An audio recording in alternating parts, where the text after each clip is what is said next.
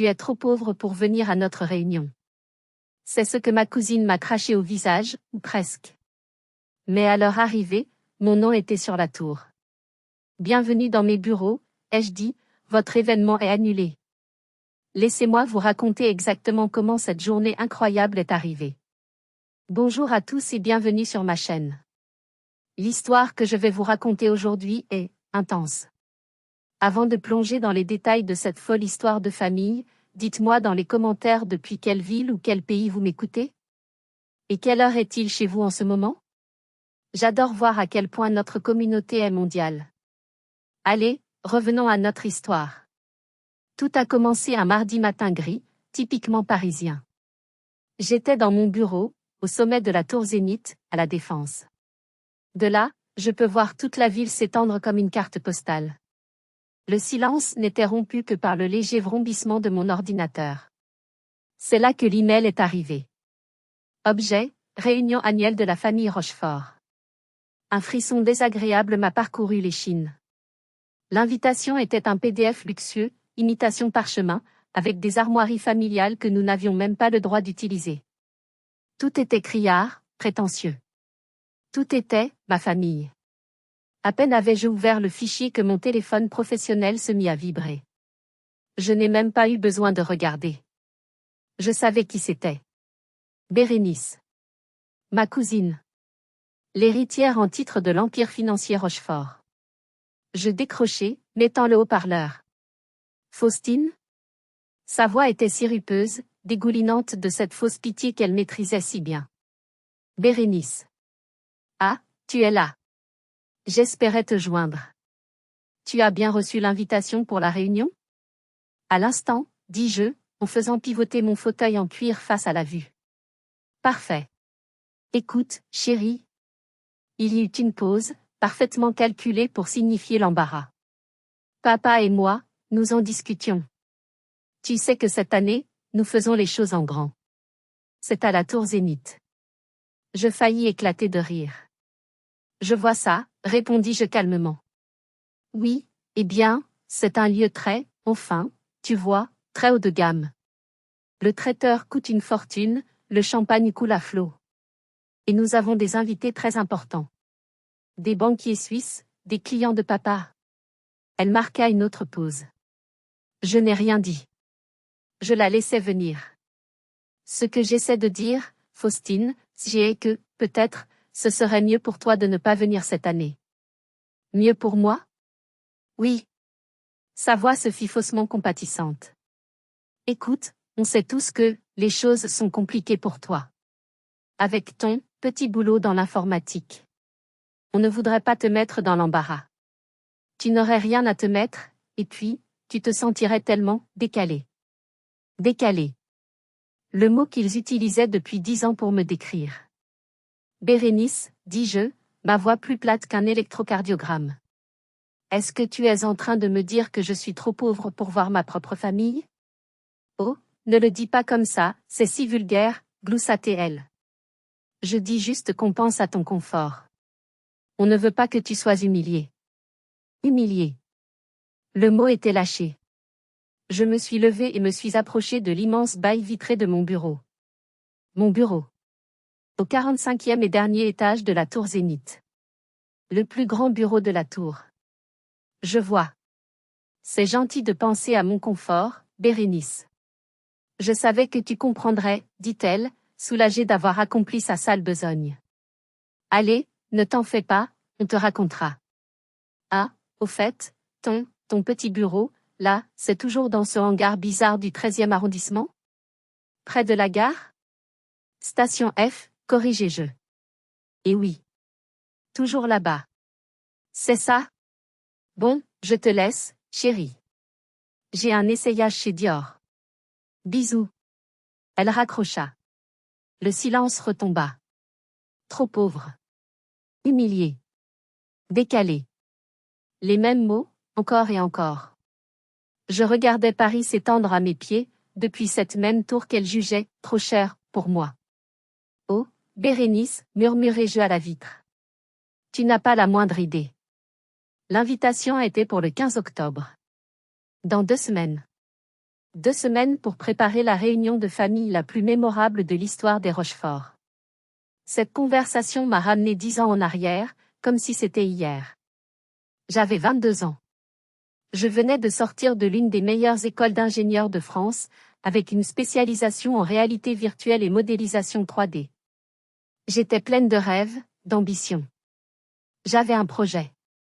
Un projet qui, je le savais, allait tout changer. La famille était réunie pour Pâques dans le manoir familial en Normandie. C'était le terrain de chasse de mon père. C'était là que les destins se décidaient. J'avais passé des mois à préparer une présentation. J'allais leur présenter mon idée de start-up, Auratech. Une entreprise dédiée à la numérisation du patrimoine culturel français, pour le rendre accessible en réalité virtuelle. J'avais besoin d'un capital d'amorçage. 50 000 €. Une goutte d'eau pour ma famille. Je me souviens m'être levée devant eux, dans le grand salon. Mon père, à la tête de la table, me regardait avec une sévérité qui me glaçait le sang. Mes oncles, banquiers et avocats, sirotaient leur cognac. Et Bérénice, du même âge que moi, me regardait avec un petit sourire narquois. Elle venait d'intégrer la banque familiale, à un poste de consultante junior, qui consistait surtout à choisir les fleurs pour le hall d'entrée. J'ai commencé ma présentation. J'ai parlé avec passion. J'ai parlé de l'avenir, de la préservation de notre culture, des musées virtuels, des possibilités infinies. Quand j'ai eu fini, il y a eu un long silence. C'est Bérénice qui l'a brisé. Des lunettes, de jouets, dit-elle en riant. C'est ça ton grand projet, Faustine? Tu veux qu'on investisse 50 000 € dans des lunettes de jouets? Mon oncle Charles, le banquier, a renchéri. Faustine, ma chérie. Nous, les Rochefort, nous sommes dans la finance. Dans la pierre. Dans le réel. Pas dans. Il chercha ses mots, dans les nuages numériques. J'ai essayé de défendre mon projet. J'ai parlé de business model, de contrats potentiels avec des musées, des marques de luxe. Mais Bérénice m'a achevé. Franchement, c'est gênant. Tu es ingénieur, Faustine. Va te trouver un vrai travail chez Dassault ou Thales. Arrête de jouer à la marchande de rêves. C'est ridicule. Mon visage me brûlait. J'ai cherché le regard de mon père. Il était vide. Froid. Plus tard dans la soirée, il m'a prise à part. Tu m'as fait honte, m'a-t-il dit, sa voix basse et tranchante. Tu as fait de moi la risée de mes propres frères. Une fille Rochefort qui demande la charité pour des jeux vidéo. Ce ne sont pas des jeux vidéo, papa. C'est l'avenir. L'avenir, c'est la banque que ton arrière-grand-père a fondée. C'est ce que Bérénice a compris, elle. Il a secoué la tête. 50 000 €? Tu n'auras pas un centime de ma part. Trouve-toi un vrai travail. Je ne veux plus jamais entendre parler de cette Auratech. Ce fut le premier coup. Le second, le plus cruel, est venu une semaine plus tard. J'avais, malgré tout, un rendez-vous avec un petit fonds d'investissement, le seul qui avait accepté de m'écouter. La veille du rendez-vous, ils ont annulé. Sans explication. Il m'a fallu 6 mois pour découvrir la vérité. Bérénice. Elle était sortie avec le fils de l'un des partenaires du fonds. Par pure méchanceté, pour s'amuser, elle lui avait transmis l'intégralité de mon business plan, en le présentant comme le projet farfelu de sa cousine un peu simplette. L'information avait circulé. J'étais grillée avant même d'avoir commencé. Ce jour-là, quelque chose s'est brisé en moi. Mais quelque chose d'autre est né. Une détermination froide. Une colère silencieuse. J'ai quitté l'appartement familial du 16e arrondissement. J'ai pris mes 3 000 € d'économie. J'ai loué un 15 mètres carrés dans le 13e. Et j'ai commencé à travailler. Seul. Il voulait que je disparaisse? J'allais devenir invisible. Jusqu'au jour où il ne pourrait plus ignorer ma présence. Revenons au présent. Dans mon bureau au sommet de la tour Zénith. Auratech n'était plus un rêve dans un PowerPoint. C'était une licorne. Une entreprise valorisée à plus de 3 milliards d'euros. Et personne, Absolument personne dans ma famille ne le savait. Comment? J'ai été méticuleuse. Pendant les 5 premières années, j'ai tout fait moi-même, depuis mon studio de 15 mètres carrés. Je codais, je prospectais, je gérais la comptabilité. J'ai décroché mon premier contrat, un petit musée local, pour 5 000 €. J'ai réinvesti chaque centime. Le tournant a été ma rencontre avec Clément. Clément était un ingénieur système de génie, un peu autiste, que toutes les grandes entreprises rejetaient parce qu'il ne rentrait pas dans le moule. Il était sur le point de tout abandonner. Je l'ai trouvé sur un forum de développeurs. Je l'ai rencontré dans un café. Il m'a écouté pendant 1 heure sans rien dire. Puis il m'a dit, « Vous êtes folle. » J'adore. Je commence quand? Il a été mon premier employé. Il est devenu mon bras droit, mon confident, mon pare-feu. Pendant que l'entreprise grossissait, j'ai pris une décision stratégique, je ne serai jamais le visage d'Oratech. Le PDG officiel était un homme de paille, un ancien professeur de HEC que j'avais engagé pour les apparitions publiques. Moi, je restais dans l'ombre. La fondatrice. L'éminence grise connue uniquement sous les initiales FR. Seul le conseil d'administration restreint et Clément connaissait ma véritable identité. Pour ma famille, j'étais toujours la pauvre Faustine. Je m'étais arrangé pour qu'ils aient cette image. Je leur avais dit que j'avais trouvé un petit poste de développeuse dans une start-up à Station F. Ce qui n'était qu'à moitié faux. J'avais effectivement un bureau là-bas. Un petit espace de coworking de 10 mètres carrés que je payais 300 € par mois. C'était mon bureau l'heure. J'y allais 2 fois par semaine. Je prenais des photos l'air fatigué. Je les postais sur mon compte Instagram privé, que je savais que Bérénice surveillait. Ma vraie vie se passait ici. À La Défense. Le trajet en RER entre la vraie station F, dans le 13e, et La Défense prenait exactement 40 minutes. 40 minutes pour passer de Faustine la pauvre codeuse, en jean et sweat à capuche, à FR, la fondatrice d'Oratech, en tailleur sur mesure. C'était une mascarade épuisante. Mais nécessaire. Il m'avait sous-estimé pendant 10 ans. Il pensait que j'étais une ratée. Pendant ce temps, je construisais mon empire, brique par brique, sous leur nez. Oratech était devenu le leader incontesté de la numérisation de luxe. Nous travaillions avec LVMH, avec le Louvre, avec des châteaux privés.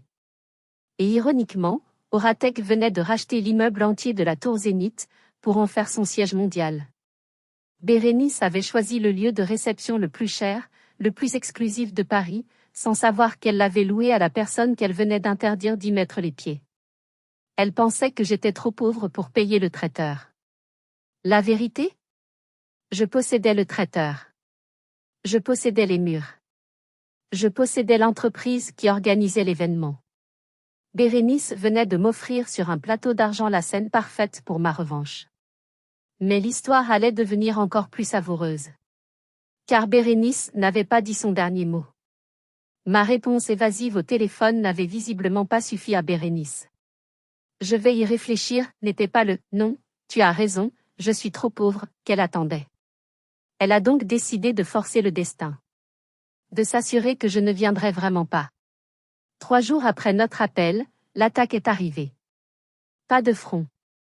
Jamais. Les Rochefort n'attaquent jamais de front. C'est trop commun. L'attaque est venue sous la forme d'un article, publié dans un magazine d'art très respecté, L'Œil du patrimoine. Le titre était cinglant, La tech sans AME, comment Oratech mutile notre héritage. Mon sang se glaça. Je lisais l'article, incrédule. Il était signé d'un certain monsieur Allard, un critique d'art influ, un de ces vieux pontes parisiens qui pensent que le numérique est l'œuvre du diable. L'article était d'une violence inouïe. Il nous accusait de prostituer les œuvres d'art, de créer des copies vulgaires pour touristes incultes. Il citait des sources anonymes parlant de management toxique et d'une direction fantôme qui refusait tout dialogue. C'était un tissu de mensonges. Une attaque directe contre notre réputation. Je savais ce qui s'était passé avant même que Clément ne me le confirme. Faustine, dit-il en entrant dans mon bureau, le visage fermé. J'ai fait des recherches sur cet Allard. Il y a 3 mois, il nous a proposé un projet de consulting complètement bidon. En gros, il voulait qu'on le paie 100 000 € par an juste pour mettre son nom sur nos communiqués de presse. On a refusé net.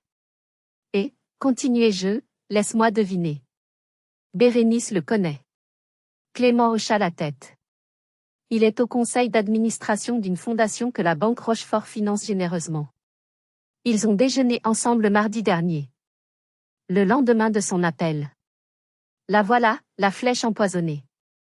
Bérénice, furieuse que je n'ai pas obéi, avait activé son réseau. Elle avait trouvé notre point faible. Un critique frustré. Elle lui avait probablement promis un financement plus important pour sa fondation en échange de cet article à charge. Elle ne savait pas qu'elle attaquait mon entreprise. Elle pensait attaquer la boîte d'informatique où je travaillais. Elle pensait me faire licencier. Elle pensait me mettre à la rue. Le téléphone sonna. Bérénice. Évidemment. Faustine. Ma pauvre. Tu as vu l'article? Sa voix était un chef-d'œuvre d'hypocrisie. Je suis en train de le lire, répondis-je, ma propre voix dangereusement calme. C'est absolument scandaleux. Cette entreprise. Oratech, ils ont l'air terribles. J'espère que tu vas bien? Tu travailles toujours pour eux, n'est-ce pas? Oui, Bérénice. Oh, ma chérie. J'ai peur pour toi. J'ai entendu dire que la tour Zénith est très à cheval sur la réputation de ses locataires. Et franchement, après un article pareil? Elle laissa la phrase en suspens. Qu'est-ce que tu veux dire? Je veux dire que je ne suis même pas sûre que la sécurité te laisse entrer dans l'immeuble, maintenant.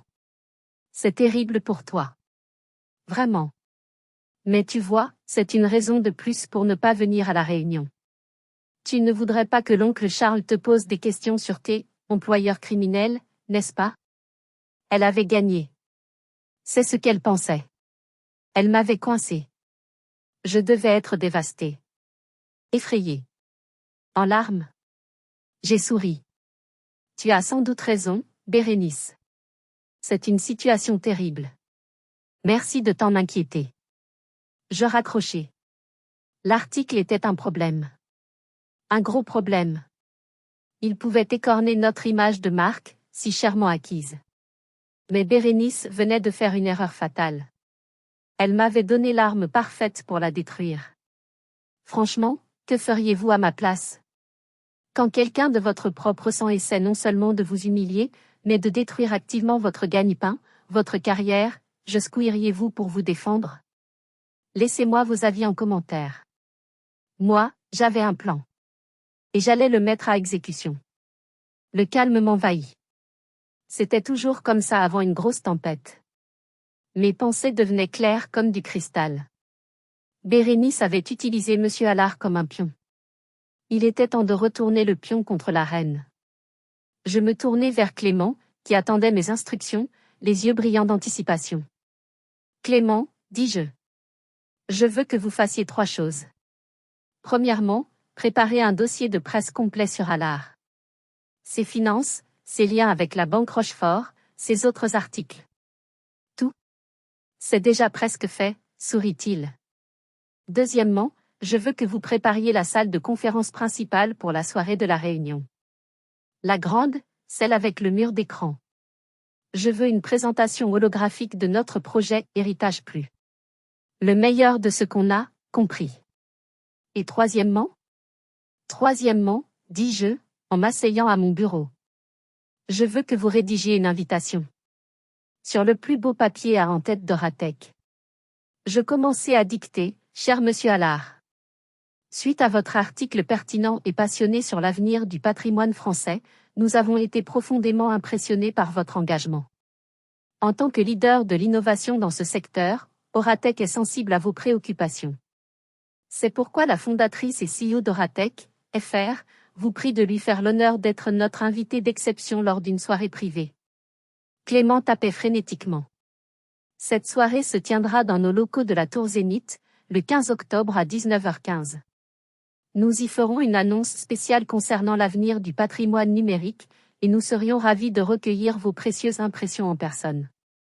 Une voiture avec chauffeur sera à votre disposition. Je le regardais.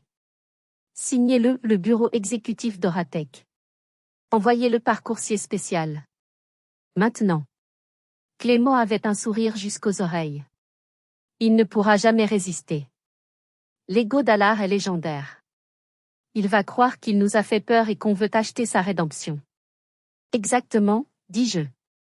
Il va venir en pensant être le loup dans la bergerie. Mon deuxième appel fut pour ma sœur, Léonie. Léonie était différente. L'autre anomalie de la famille Rochefort. Elle avait commis le péché impardonnable d'épouser un professeur de philosophie. Elle vivait modestement en banlieue et était, par conséquent, traitée avec la même condescendance que moi, bien que moins violemment. Elle était la seule à qui je parlais encore. Elle ne connaissait pas toute la vérité sur Oratech, mais elle savait que je réussissais bien mieux que ce que la famille pensait. Faustine, sa voix était toujours inquiète. J'ai vu l'article. C'est horrible. Bérénice m'a appelé, elle était si, faussement triste. Tu vas bien? Je vais très bien, Léo. Ne t'inquiète pas pour cet article. J'ai besoin d'une faveur. N'importe quoi. Je veux que tu t'assures que tout le monde vienne à la réunion. Surtout papa. Quoi? Mais, Faustine, tu ne vas pas y aller? Après ce qu'a dit Bérénice? Après cet article? Ils vont te manger toute crue. Fais-moi confiance, Léo. J'ai besoin qu'ils soient tous là. Dis à papa que des partenaires suisses très importants seront là. Invente quelque chose. Dis-lui que Bérénice a tout arrangé. Il faut qu'il soit là. Il y eut un silence. Puis j'entendis le sourire dans sa voix. Oh! Faustine. Qu'est-ce que tu as préparé? Disons juste que je vais enfin leur montrer mon projet, dis-je. 10 ans plus tard. Le piège était en place. Les invités étaient conviés. Le lieu était prêt. Il ne restait plus qu'à attendre que les acteurs entrent en scène. La veille de la réunion. 23 heures. J'étais seule dans le hall principal de la tour Zénith, l'espace même où la réception devait avoir lieu le lendemain. Les lumières étaient éteintes. Seules les veilleuses de sécurité et les millions de lumières de Paris à travers les baies vitrées illuminaient la pièce. Le marbre était froid sous mes mains. Je devais me sentir triomphante. Excitée. Mais ce n'était pas le cas. Je me sentais vide. Et terriblement seule. Je me suis revue, 10 ans plus tôt. Dans mon 15 mètres carrés du 13e arrondissement. Il faisait froid, le chauffage était en panne. Je me souviens m'être assise par terre, mangeant des pâtes au beurre directement dans la casserole, parce que je n'avais pas le courage de faire la vaisselle. J'avais 3000 € sur mon compte. Le lendemain, j'allais dépenser 2800 € pour acheter un serveur d'occasion sur Le Bon Coin. C'était tout mon capital. J'ai repensé à toutes les nuits blanches, à tous les refus. J'ai repensé à l'email de refus numéro 50. Un fonds d'investissement qui m'avait dit que mon projet manquait de maturité. J'avais pleuré ce soir-là. Pas de colère. Juste d'épuisement. Je m'étais demandé si mon père n'avait pas raison. Si Bérénice n'avait pas raison. Si je n'étais pas juste une folle têtue, en train de gâcher ma vie pour une chimère. Et maintenant? J'étais là. Dans ma propre tour. Prête à humilier ma famille comme ils m'avaient humiliée. Une pensée dérangeante me traversa l'esprit. Est-ce que j'étais en train de devenir comme eux? Est-ce que cette vengeance, si minutieusement préparée, ne me mettait pas à leur niveau? Au niveau de Bérénice, avec ses complots mesquins? Au niveau de mon père, avec sa cruauté froide? J'allais leur prouver qu'ils avaient tort. Mais à quel prix?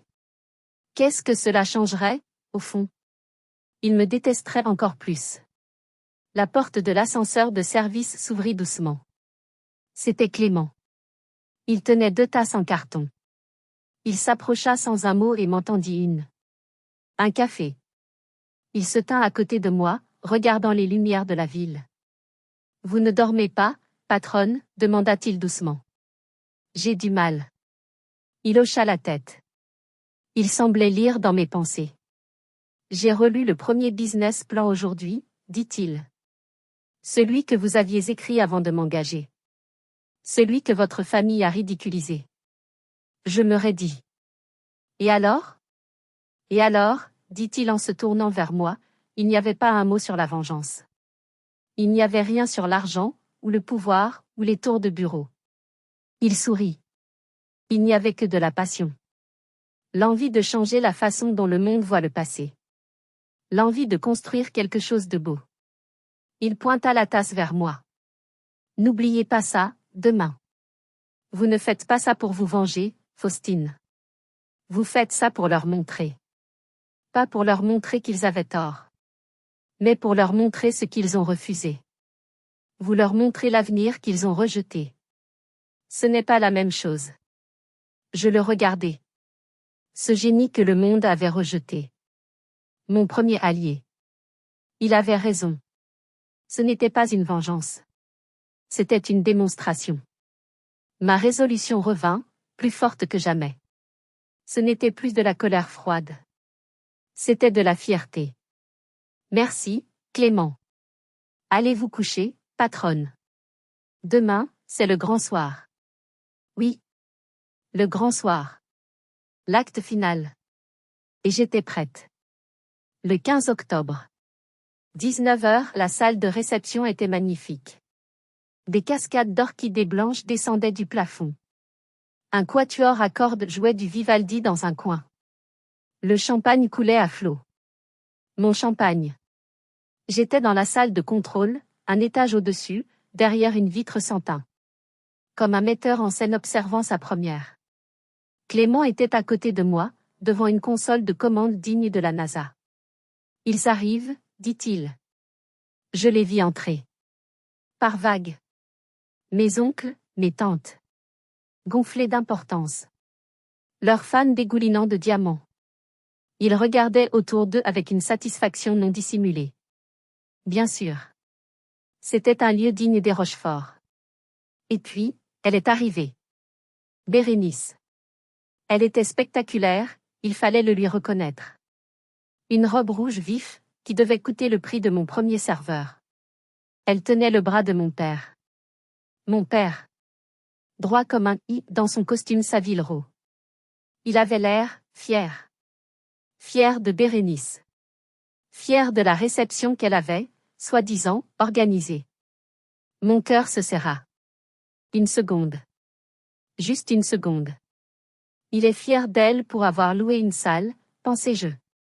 Une salle que je possède. L'ironie était si amère qu'elle me fit presque tousser. Bérénice était dans son élément. Elle volait de groupe en groupe. Je pouvais presque l'entendre d'ici. Oui, j'ai dû passer quelques coups de fil. Le PDG de la tour est un ami. Vous savez ce que c'est. Elle était radieuse. Elle était le centre de l'attention. Je la vis jeter plusieurs coups d'œil vers l'entrée. Elle me cherchait. Elle espérait que j'aie le culot de venir. Elle avait probablement déjà prévu la phrase qu'elle dirait à la sécurité pour me faire jeter dehors devant tout le monde. Elle voulait son humiliation publique. Elle regardait la porte d'entrée.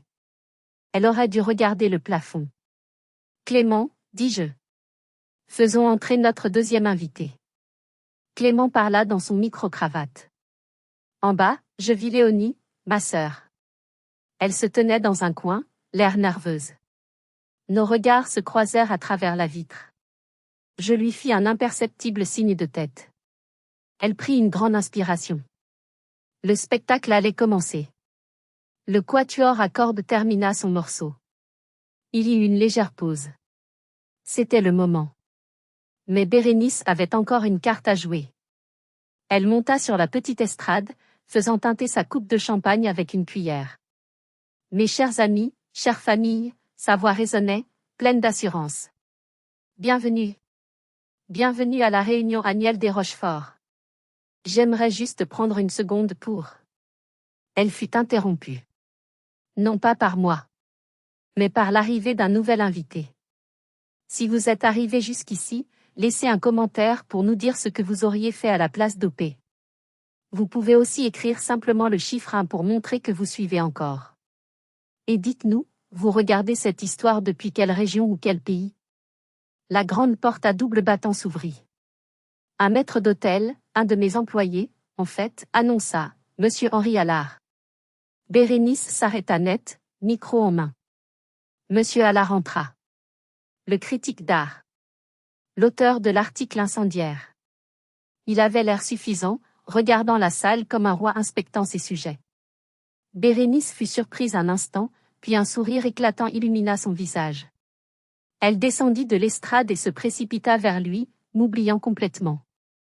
Monsieur Allard, s'exclama-t-elle, assez fort pour que tout le monde l'entende. Quelle merveilleuse surprise! Je ne savais pas que vous seriez là. Allard lui baisa la main. Chère mademoiselle Rochefort. Comment refuser? J'ai reçu une invitation, des plus pressantes, de la direction d'Oratech. Ils organisent quelque chose pour moi, ici ce soir. J'avoue être curieux. Le visage de Bérénice était un poème. Elle était confuse, mais ravie. Elle se tourna vers la salle, triomphante. Vous entendez, dit-elle.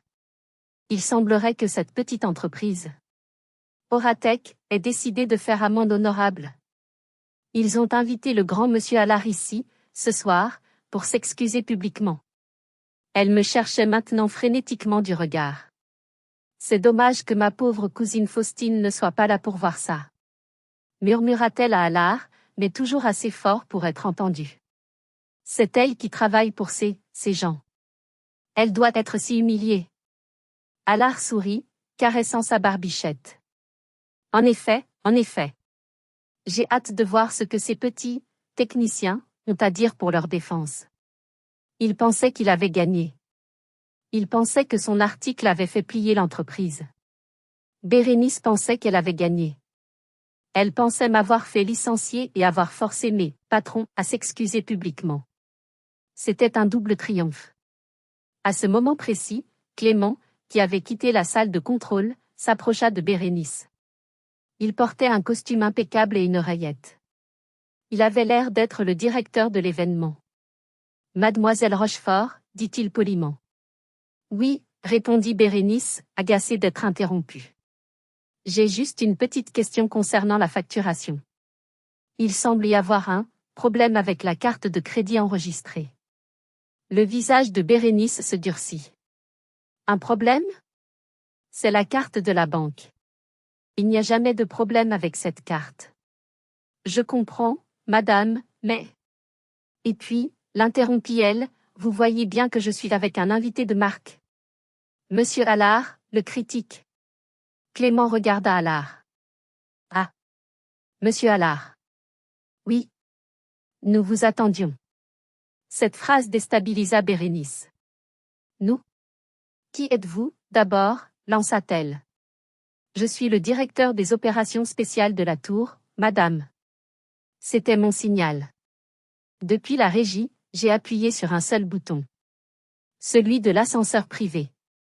En bas, Bérénice commençait à perdre patience. Écoutez, réglez ce problème de carte et apportez-nous du champagne. Et dites au quatuor de rejouer. L'ambiance retombe. Elle se tourna vers Allard, mielleuse. Alors, monsieur, dites-moi. Elle n'a jamais fini sa phrase.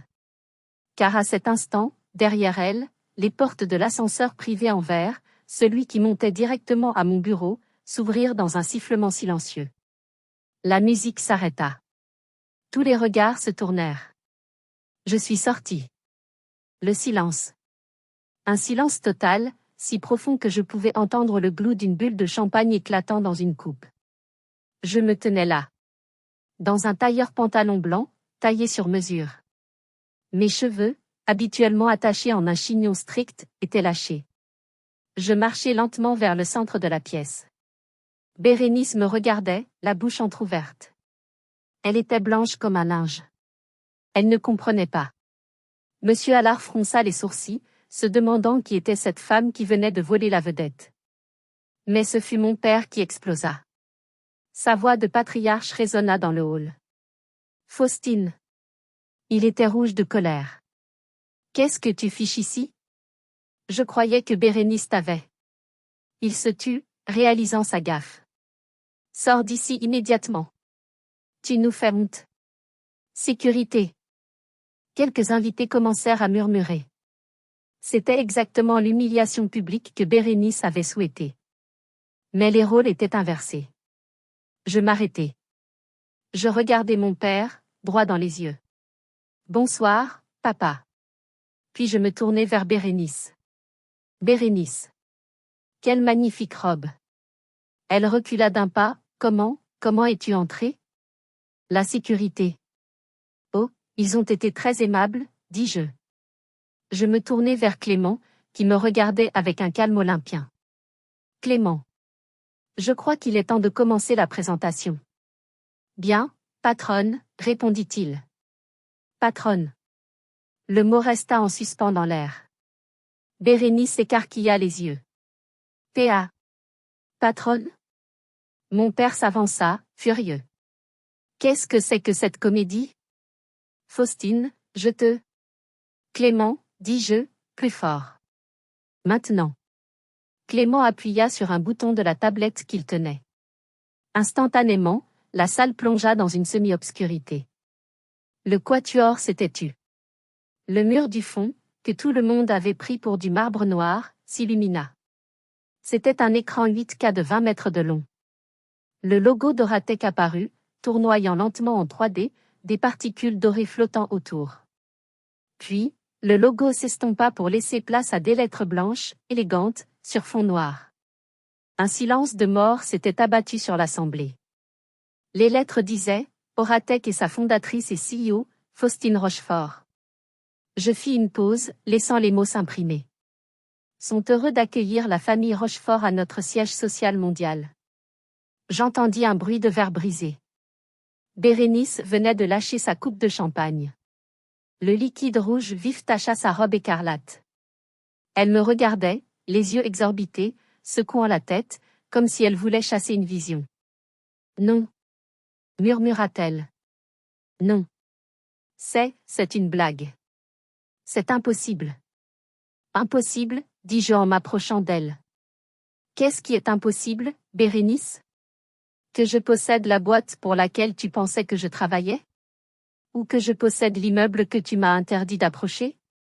Je me tournai vers l'assemblée, qui était médusée. Bienvenue à tous. Vraiment. Je suis Faustine Rochefort.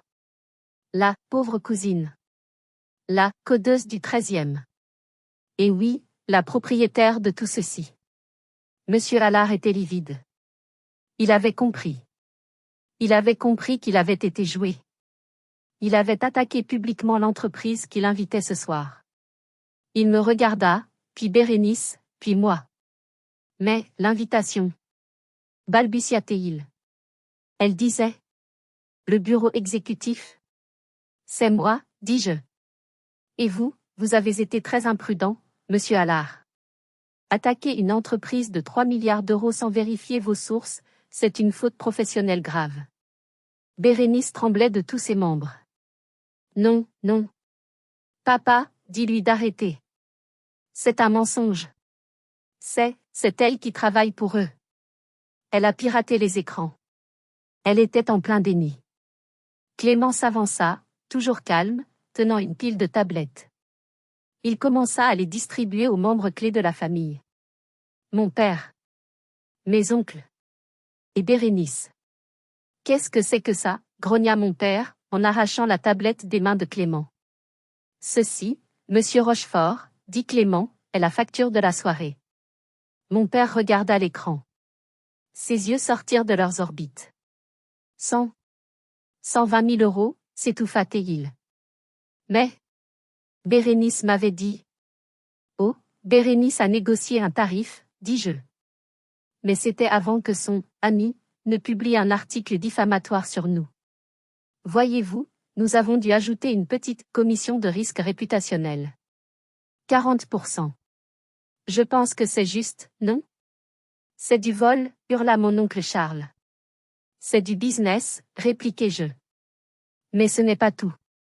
Clément, montre-leur le reste. Clément appuya sur un bouton. L'écran des tablettes changea.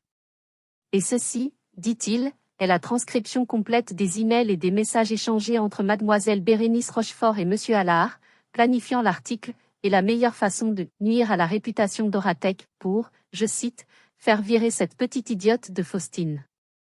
Si le silence était de mort tout à l'heure, il était maintenant glacial.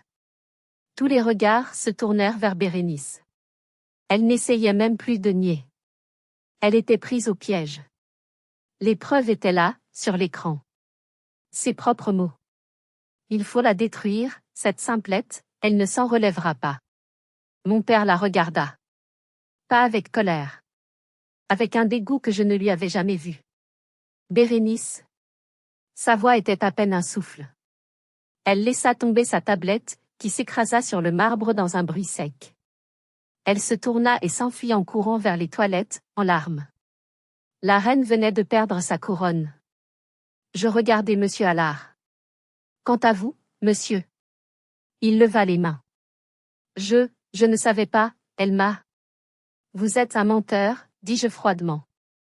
Et dès demain matin, notre service juridique contactera votre magazine pour un droit de réponse et une plainte en diffamation.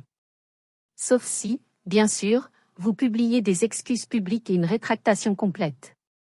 Sur la même page. Avec la même taille de police. Il déglutit, hocha la tête, et s'éclipsa de la salle, aussi vite que ses jambes pouvaient le porter. La salle était purgée. Il ne restait que moi. Et ma famille. Je pris le micro que Bérénice avait laissé tomber. Il y a 10 ans, commençai-je, ma voix résonnant enfin, claire et forte, dans ma propre salle. Il y a 10 ans, dans cette famille, j'ai présenté un projet. Une idée. J'avais besoin de 50 000 €. Je regardai mon père. Il baissa les yeux. On m'a ri au nez. On m'a dit que mes idées étaient des jouets.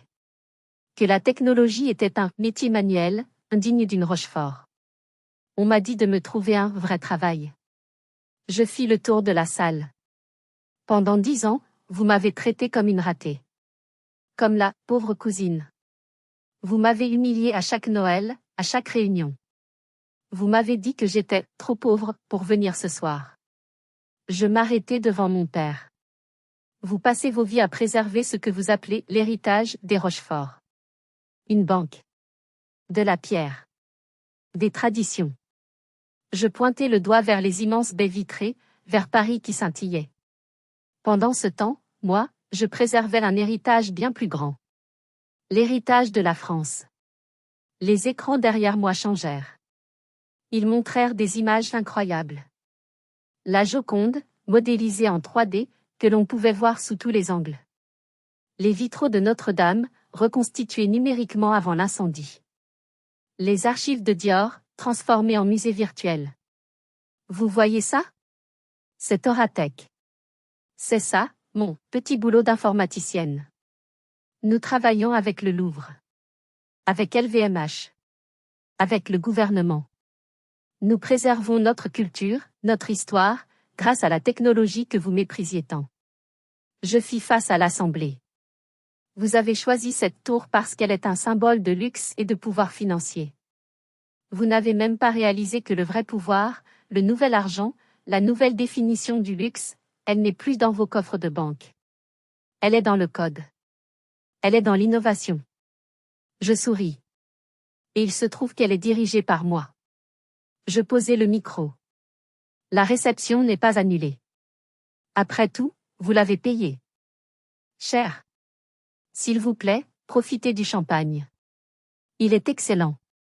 Je l'ai choisi moi-même. Je me tournai vers Clément. Oh, et Clément? Oui, patronne? Bérénice va sûrement avoir du mal à régler cette facture de 120 000 €. Elle qui est si pauvre en ce moment. Je regardai mon père. Envoyer la facture directement à son service, à la banque. Considérez ça comme le remboursement des 50 000 € d'investissement que vous m'avez refusé il y a 10 ans. Avec les intérêts. Je me dirigeai vers l'ascenseur de verre, laissant derrière moi une famille en ruine, silencieuse, au milieu d'une fête qu'ils avaient payée, dans une tour qui ne leur appartiendrait jamais. La fête continua, bizarrement. Personne n'osait partir. C'était la pire réunion de famille de l'histoire, et j'avais les meilleures places. Je les ai regardés depuis mon bureau, via les caméras de sécurité, tout en signant des contrats. Ils buvaient mon champagne, mangeaient mes petits fours, mais le cœur n'y était pas. Ils parlaient à voix basse, se jetant des regards gênés. La dynamique du pouvoir avait été brisée. Plus tard dans la soirée, alors que les invités commençaient enfin à partir, la queue entre les jambes, quelqu'un frappa à la porte de mon bureau. C'était mon père. Seul. Il entra lentement. Il regarda autour de lui. Les murs de verre, la vue, les prototypes de casques VR sur mes étagères. Il ne s'excusa pas. Un Rochefort ne s'excuse jamais vraiment. Il s'approcha de la fenêtre. Tout ça, dit-il, sa voix rauque. C'est vraiment à toi? Oui, papa. Il resta silencieux un long moment, regardant la ville. Bérénice? Commença-t-il. Bérénice devra faire face aux conséquences de ses actes, coupai-je doucement, mais fermement. L'article qu'elle a commandité a coûté des millions d'euros de dégâts potentiels à mon entreprise. 120 000 euros, c'est une leçon bon marché. Il hocha la tête, vaincu. Il se frotta le visage. Je crois que j'ai eu tort. Sur beaucoup de choses. C'était ce qui s'approchait le plus d'excuses. C'était une fissure. Une minuscule fissure dans le mur de glace. Je m'approchai de lui. Ça va prendre du temps, papa. Il me regarda, et pour la première fois de ma vie, j'ai vu non pas de la colère ou de la déception dans ses yeux, mais de l'incertitude. Peut-être même une étincelle de respect. Je suppose que oui. Cette nuit-là, en rentrant chez moi mon vrai appartement, un Penthouse non loin de là mon téléphone vibra. Un message de Bérénice. Faustine. Je suis désolée. Est-ce qu'on peut parler? J'ai souri. J'ai pensé à tout ce que j'avais enduré. J'ai tapé ma réponse. Bien sûr. Demain matin, 9 heures. Le restaurant sur le toit de la tour Zénith. J'ai marqué une pause avant d'envoyer la dernière phrase. Oh, et ne t'inquiète pas pour l'addition. C'est moi qui invite. Je suis aussi propriétaire du restaurant. J'ai appuyé sur « Envoyer ». Je me suis tenu sur mon balcon, regardant la tour Zénith qui brillait dans la nuit parisienne. Mon nom n'était peut-être pas physiquement sur le bâtiment, mais il était gravé dans ses fondations. Le succès n'est pas la meilleure des vengeances. La vengeance est chaude, désordonnée. Le succès est froid, précis, et permanent. Ils ne m'avaient pas banni parce que j'étais trop pauvre. Ils m'avaient banni parce qu'ils avaient peur. Peur que je sois différente. Peur que je réussisse d'une manière qu'ils ne comprenaient pas. Et ils avaient eu raison d'avoir peur. L'histoire de ma famille est loin d'être terminée, mais ce chapitre est clos. Le mien ne fait que commencer. Parfois, le plus grand luxe n'est pas l'argent, ou les tours, ou les robes de créateurs. C'est le simple fait de pouvoir enfin respirer, et d'être vu pour qui vous êtes vraiment. Merci de m'avoir écouté jusqu'au bout. Et vous? Avez-vous déjà dû vous battre contre les préjugés de votre propre famille pour suivre votre passion? Avez-vous déjà dû prouver à tout le monde qu'ils avaient tort? Racontez-moi vos histoires dans les commentaires. J'ai hâte de vous lire. Si cette histoire vous a plu, si vous avez ressenti cette injustice puis cette satisfaction avec moi, n'oubliez pas de laisser un pouce bleu, de vous abonner à la chaîne et d'activer la cloche pour ne manquer aucune de nos prochaines histoires. C'était Faustine. Prenez soin de vous, et n'oubliez jamais votre valeur.